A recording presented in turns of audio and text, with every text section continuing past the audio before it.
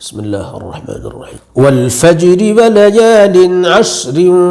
والشفع والوتر والليل إذا يسر هل في ذلك قسم لذي حجر ألم تر كيف فعل ربك بعاد إرم ذات العماد التي لم يخلق مثلها في البلاد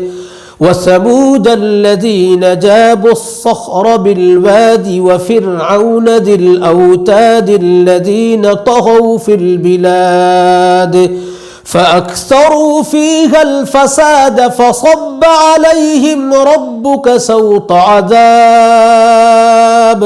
إن ربك لبالمرصاد فأما الإنسان إذا ما ابتلاه ربه فأكرمه ونعمه فيقول ربي أكرمن وأما إذا ما ابتلاه فقدر عليه رزقه فيقول ربي أهانن كلا بل لا تكرمون اليتيم ولا تحاضون على طعام المسكين وتأكلون التراث أكلا لما وتحبون المال حبا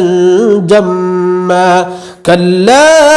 إذا دكت الأرض دكا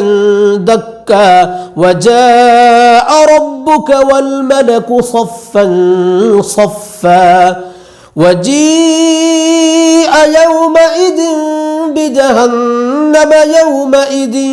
يتذكر الإنسان وأنى له الذكرى يقول يا ليتني قدمت لحياتي فيومئذ لا يعذب عذابه